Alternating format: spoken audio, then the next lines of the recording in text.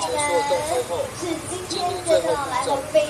常多的贵宾，那可见得我们断代王观光工程。好，我们先看一下前方，是。那么待会帮我们揭开序幕的时候呢，也要记得帮我们比个赞哦。OK， 好，相信我们的贵宾已经准备好了，现场的朋友也准备好您的欢呼声。我们倒数之后就要来揭开序幕，请准备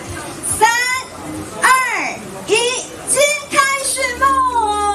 是的，8年源远有成，智慧创新延伸，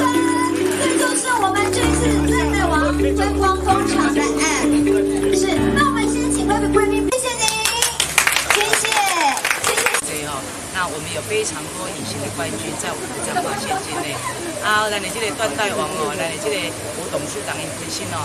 是从1988年就开始来做这个断代哈。那会使讲哦，看过我们台湾的从传产一直到我们现在加入我们的观光工厂，那把他们过去的所有的研发的东西变成我们相关的这个博物馆的展示。那特别呢，他们又开发了很多可以做相关的 DIY。那以及呢，一些过去都只销到国外的相关的一些很好的这些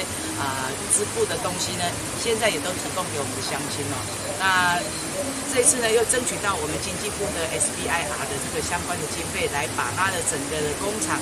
让它能够跟乡亲更加的这个接近。那这个 APP 呢，除了有他们工厂的相关的福利介绍之外，也连接了鹿港地区以及附近的观光工厂，那为地方来做更加的一个这个行销哦。那同时吴董事长本身也是我们的这个观光协会的一个理事长哦，那也有这个连接了我们所有的相关的这个观光产业，不断的在精进，不断的提供给我们乡亲更好的一个这个服务的一个品质。那在这边欢迎我们的乡亲哦，有缘来咱的这个断代王来行来看因的这个为过去的传统到今嘛这样精致的相关的织带的这个部分。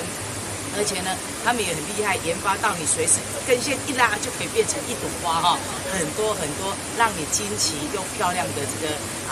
冠带哦。那所以这里叫做断代王博物馆，欢迎大家共襄盛举哦。今天开这样一个记者会哈，其实有3个目的的哈。我们要告诉县长说，我们争取到这个经济部的这一次的这个创新研究计划 SIR 哈。我们拿这个经费以后哈，我们是用公司的名义去申请，但是我们不独好，我们希望透过这个计划以后呢，我们做几件事情哦。第一个，我们